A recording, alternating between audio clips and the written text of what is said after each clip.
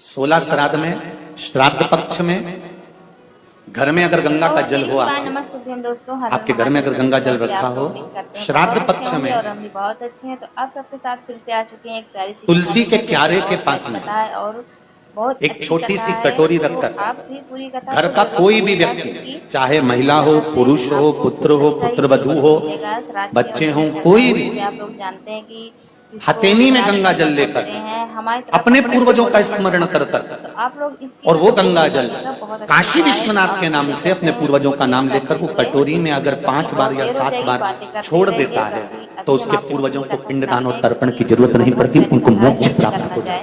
आपको लगता है कहीं कहीं कि मेरे पितर मुझ पर क्रोध कर रहे हैं? आपको कभी कभी लगे कि मेरे ऊपर पितृ दोष लगा हुआ है या पितरों का श्राप लगा हुआ है, या हमारे यहाँ पर लोग अधोगति में ज्यादा मर जाते हैं, हमारे यहाँ ये काम ज्यादा हो जाता है, तो निवेदन है, श्राद्ध पक्ष चल रहा है, प्रयास करिएगा।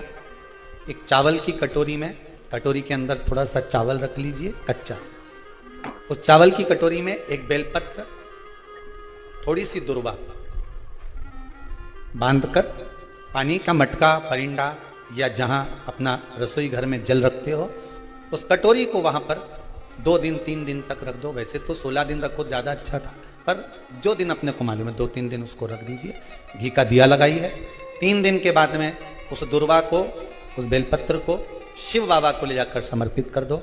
चावल पूरे घर में घुमाने के बाद चिड़िया को या नदी में या किसी जीव को प्रदान कर दो। महाराज, पितृदोष के निवारण का सुंदर तरीका। कल आपको कथा में कहा था, अगर हम ब्राह्मण को भोजन नहीं करा पा रहे, गौ माता को भोजन नहीं दे पा रहे, श्वान को, कुत्ते को भोजन नहीं दे पा रहे, कौए को भोजन नहीं दे पा रहे हैं, किसी कारणवश हम श्राद्ध नहीं कर पा रहे हैं, किसी कारणवश हम पूर्वजों को नहीं मना पा रहे हैं, ऐसा कोई घर नहीं जिसके घर के पितृ श्राद्ध पक्ष में पृथ्वी पर नहीं आते। तुम पूछो मत पूछो, तुम्हारे घर के पूर्वज तुम्हारे यहां जरूर आते। दरवाजे पर आकर खड़े होते हैं पितृ,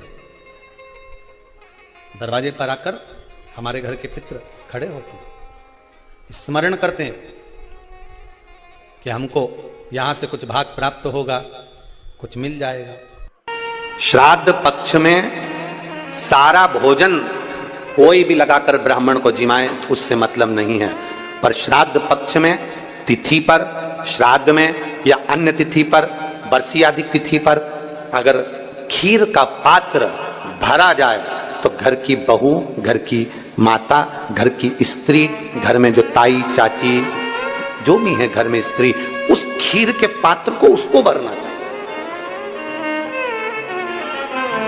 संपूर्ण थाली कोई लगा। और फिर निवेदन करेंगे, श्राद्ध पक्ष में एक बार प्रयोग कर देखिए, जिसके घर में 23 से 24 साल तक भी औलाद नहीं हो, 23 से 24 साल तक भी औलाद पैदा नहीं हुई हो, जिसके घर में संतान ना हुई हो, वो एक प्रयोग जरूर करे। एक प्रयोग जरूर करो कि 23 साल तक भी औलाद ना हुई हो तो श्राद्ध पक्ष में तुम्हारे दादा परदादा किसी का श्राद्ध घर में हो रहा हो, और किसी दादी का श्राद्ध, किसी दादा का श्राद्ध, किसी बुजुर्ग का श्राद्ध तुम्हारे घर में हो रहा हो, तो खीर के बर्तन में खीर तुम भरकर और उस ब्राह्मण को जिसको घर में बुलाया गया है भोजन कराने के लिए, वहां तुम देकर आओ और अगले श्राद्ध तक इंतजार करो। मेरा बाबा वंश की वृद्धि करता ही है, निश्चितता देता है, वंश बढ़ाता है। पितृदोष है, ये आपको कैसे मालूम पड़ेगा? पितृ भूखे हैं, इसका तो वर्णन हमने पहले कर दिया कि रात्रि को जब आप सोने के बाद में 1-1.5 घंटे बाद अगर आपकी नींद खुल जाए, 1 घंटा 1.5 घंटा आप सोइए, उसके बाद जो नींद खुली तो 1-1.5 घंटे तक अगर आपको नींद नहीं आ रही है, रात्रि को सोने के बाद में 1 घंटे बाद जब उठे तो आपको प्यास लग गई, भूख लगने लगी, प्यास लगने लगी कि मेरे को पानी पीना पड़ेगा, घबराहट हो रही, पानी पीना पड़ेगा, 1-1.5 घंटे सोने के बाद अचानक नींद खुले और आपको प्यास लगे, समझ लेना आपके पितृ भूखे हैं और प्यास है।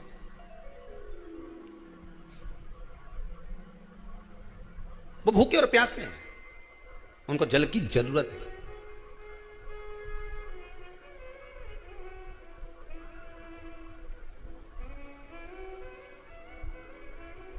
किसी भी नदी में, सरोवर में, कुंड में, बावड़ी में, तालाब में, आप तीर्थ में जाकर जब स्नान करते हैं तो स्नान करने के बाद एक काम का नियम बना लो कि अपने हाथ की अंजलि में जल लेकर अपने पूर्वजों को देना है। प्यासे रहते हैं, भाग मांगते हैं।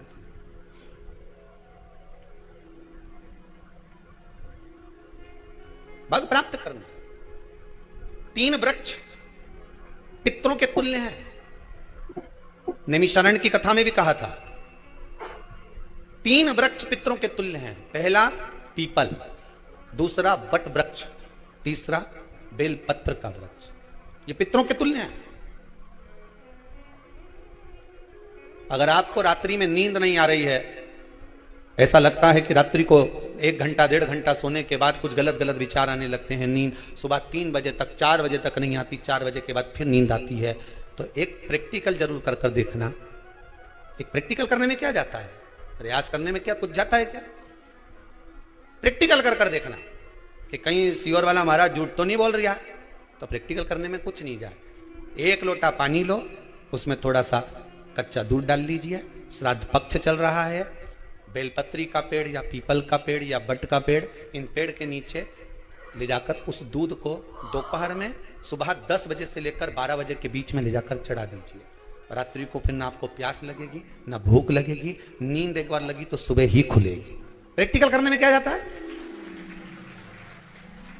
पानी डालने में तुम्हारा कुछ जाएगा? अरे बोलो तो सरी, हाँ मैं 10 रुपया का दूध जरूर उसमें, और तुम इतनी चतुर हो, इतना सारा दूध थोड़ी डालोगे, तो 2 घंटा लगेगा। कहाँ तुम इतना डालने वाले हो?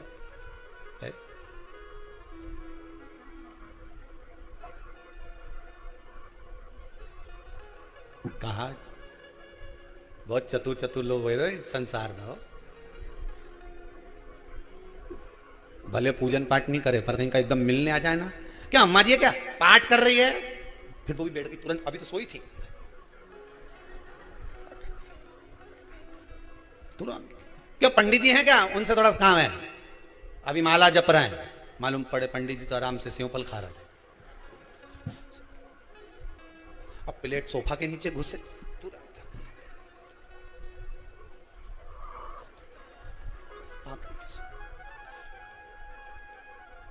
प्रैक्टिकल करने में क्या जाता, कुछ भी नहीं बिगड़ेगा, ये तो बस जल डालोगे तुम्हारा ही कुछ अच्छा हो सकता है, बाबा की कृपा है।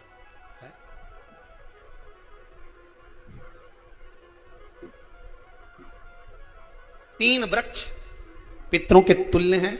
पहला जम के बोलिए पीपल, दूसरा बट वृक्ष, तीसरा बेलपत्री का वृक्ष। 3 पीपल के वृक्ष में 52,000 ब्राह्मण एक साथ निवास करते हैं, इसलिए पितृतुल्य है। बट वृक्ष ब्रह्मा जी के मस्तक से बना, इसलिए पितृतुल्य है। और बेलपत्री का वृक्ष माता पार्वती जी के अश्रु से बना, जब आंसू गिरे थे माता जगत जननी जगदम्बा पार्वती के, उस समय पर पितृलोक में हलचल उत्पन्न हो गई थी, हमारी नातिन की आंख में आंसू कैसे आ गए। मैनावती की पुत्री है,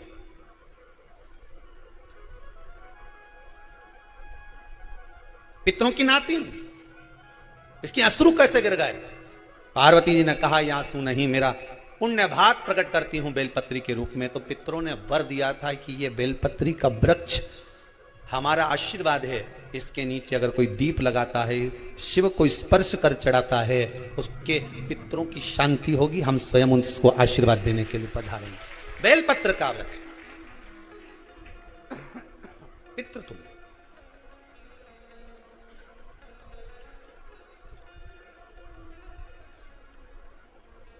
तो रात्रि को अगर भूख लग रही है, प्यास लग रही है, तो पितृदोष। दूसरा पितृदोष का लक्षण बताया, घर में कोई शुभ कार्य ना हो, वंश की वृद्धि ना हो, 1 रुपये कमाओ 1.25 रुपये खर्च हो रहे हैं, पैसा 10 जगह से कमाई आ रही है पर घर में टिक नहीं पा रही है, आया गया, पितृदोष। जरा सी कटोरी पड़ी है उसके पीछे विवाद चालू हो जाए, पानी ढुल गया उसके पीछे विवाद हो जाए, या छोटी छोटी बात में घर में क्लेश मचा हुआ है, पितृदोष है। समझ लो हमारे पूर्वज हमसे खुश नहीं, प्रसन्न नहीं। कोई कहता है गुरुजी श्राद्ध बड़े बेटे को करना चाहिए कि छोटे को करना चाहिए, शिव महापुराण की कथा कहती है, अगर जायदाद का पूरा हिस्सा बड़े ने लिया हो और तुमने अपनी माता का दूध ना पिया हो तो एक ही को कर लेने दो। अगर माता का दूध पिया है और अगर एक अंगूठी भी ली है, जरा सा एक कपड़ा भी अगर सास का लिया है, तो श्राद्ध तो तुझे करना ही पड़ेगा, करना ही पड़ेगा। तूने मेरा दूध पिया है तो बिल्कुल जम के तो बोलो। अगर तुमने उनका कुछ खाया है तो एक काम और हो सकता है, गुरुजी वो श्राद्ध अगर हम नहीं करें और बड़े भैया करें और हम उन्हीं के यहां चले जाएं तो चले जा, मना कौन कर रहा है? पूड़ी का तेल तू ले जा, खीर का दूध 2 थैली तू खरीद के ले जा। जितना वहां वो सेवा करे उतनी सेवा तुम करो। गलत है क्या? जायदाद का भी तो हिस्सा किया था। सुई की नोक के बराबर नहीं दुआ ने, ये इधर खसकी है तो हमारी इधर खसका दीजिए। हमारी बसियत में इतना लिखा है तो फिर बसियत में ये भी लिख के जाना चाहिए था। मैं तो क्यों सबके, तुम डरो मत ही रहे एक भी। जब छोरा छोरी के जब सब सामान, प्रॉपर्टी दो ना, जमीन दो ना, जायदाद दो ना, सारा सामान छोरा छोरी के दो, तो उनके लिख के भी जाओ कि हमारी श्राद्ध कर दे अच्छे से, नहीं तो भूतड़ी बन के सताऊंगी।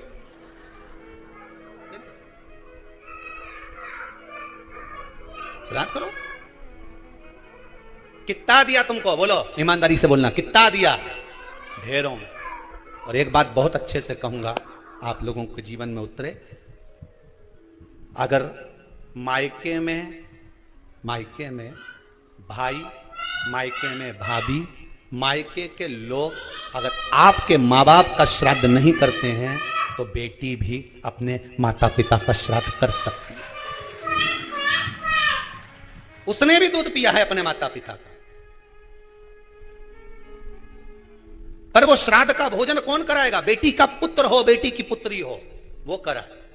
और नाम वो नाना नानी का ले ले, करे। अगर वो नहीं कर रहे हैं, वो नहीं संभालते, वो नहीं जानते, तो आप करो, वो करे। 2 भाग होते हैं।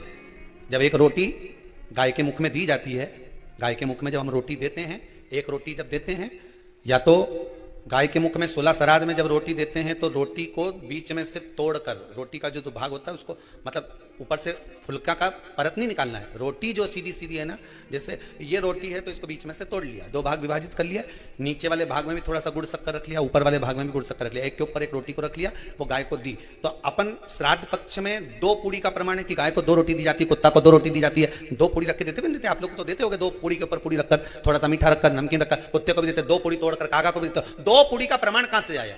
2 भाग रोटी के टुकड़े का प्रमाण कहां से आया? श्राद्ध पक्ष में ही ऐसा क्यों किया जाता है? बाकी के समय पर तो कोई ऐसा 2 पूड़ी का प्रमाण ही नहीं।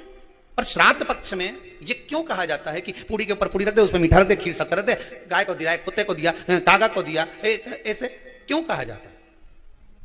उसका कारण क्या होता है? उसका केवल एक कारण है, जो नारी ने भोजन का निर्माण करा है, जो घर की बहू भोजन बनाई है, जो घर की बेटी ने भोजन बनाया है, घर की माता ने भोजन बनाया है। महाराज, पिता पुरुष एक कुल को तारता है, बेटी 2 कुल को तारती है। जब श्राद्ध पक्ष में 2 भाग रोटी के कर गाय को देती है तो 1 भाग तो उसके ससुराल वालों को मिलता है।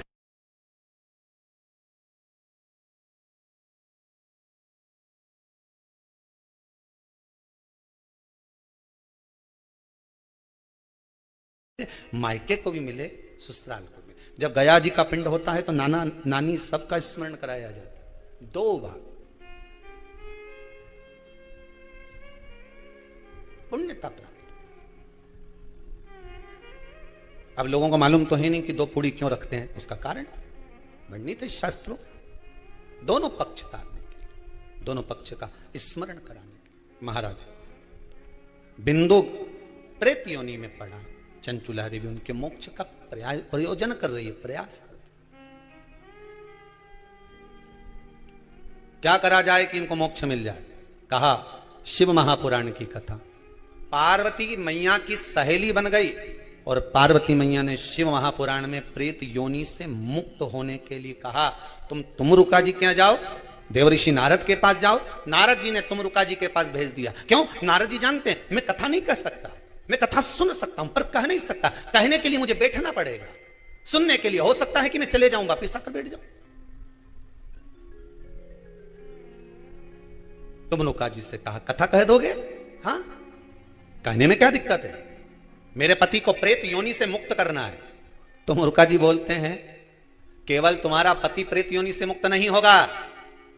तुम रुका जी ने शिव महापुराण में कहा, सुनो चंचुला देवी, केवल एक व्यक्ति शिव पुराण से नहीं तरता, इस बिंदुक जैसे ना जाने कितने प्रेत इस वायुमंडल में घूम रहे होंगे, ना जाने कितने पितर, ना जाने कितने आहूत, ना जाने कितने वासुक इस वायुमंडल में घूम रहे होंगे। तुम्हारा पति तुमको दिखा नहीं, तुम्हारा बिंदुक तुम्हें कभी नजर आया नहीं, फिर कारण क्या था? बस मन में शांति नहीं है। घर में सारा सुख है पर हृदय में शांति नहीं, समझ लो पितृदोष है। क्या करा जाए फिर? क्या करोगे महाराज? हृदय शांति, हृदय शांति।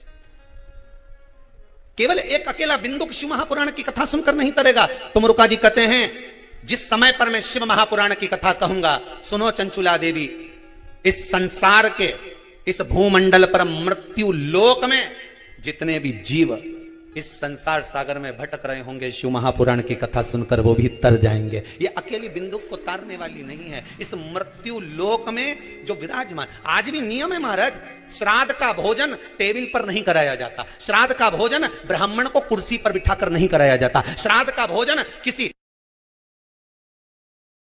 जाता, श्राद्ध का भोजन आज भी प्रमाण है कि ब्राह्मण के लिए भूमि पर आसन लगना चाहिए और जमीन पर बैठकर कराना चाहिए। तब क्यों? क्योंकि इस भूमि पर बैठकर जब भोजन कराएंगे, इसी भूमि से ना जाने कितने पितृ गए, कितने तर्पण हुए, कितनी तिलांजलि हुई, इसी भूमि से, इस रज से, इस कण से ना जाने कितने जीव चल गए। अब लकड़ी पर या टेबल पर या कुर्सी पर बैठकर ब्राह्मण को भोजन कराने का प्रमाण नहीं है।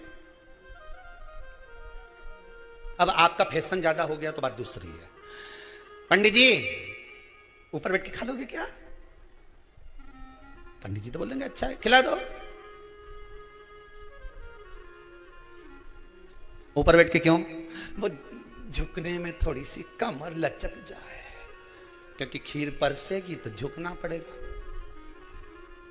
अब ब्राह्मण अगर भोजन करने आसन पर बैठेगा, तुम अगर थोड़ा झुककर परसोगी, ब्राह्मण के सम्मुख में आप थोड़ा सा भोजन कराते समय झुकोगी। जरा विचार करिए, यशोदा मैया के घर में संतान नहीं थी। यशोदा जी श्रावण के महीने में श्रावणी करने आए हुए ब्राह्मण को मात्र खीर परोसने के लिए गई थी। 52 साल की उम्र थी, संतान का सुख नहीं दिख रहा था, खीर परोसने के लिए गई। उतनी देर में ब्राह्मणों ने देखा इनके घर में संतान नहीं है, पुत्र भव कह दिया। और यशोदा जी के पति श्री नंदराय जी कह रहे हैं कि बाबा मैं 60 का या 55 की, बाल हो गए धोले, और तुम कह रहे हो पुत्र होगा, कहां से होगा? ब्राह्मण कहते हैं ब्राह्मण जब भोजन करता है, भोजन करते समय जब वर देता है, वो वर गलत नहीं हो सकता, कहीं से भी आएगा, पर छोरा तो आएगा। और आया, कहीं से भी आया, पर पुत्र आया, क्योंकि आशीर्वाद दिया था। श्राद्ध पक्ष का भोजन टेबल पर नहीं, कुर्सी पर नहीं, श्राद्ध पक्ष का भोजन ब्राह्मण को आसन लगाकर जमीन पर कराना चाहिए, भूमि पर।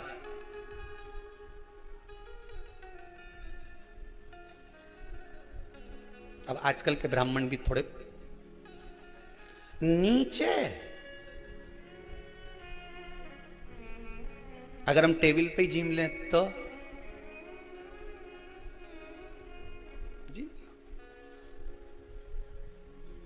क्या बोले भी तो क्या बोले, तुम ही बताओ।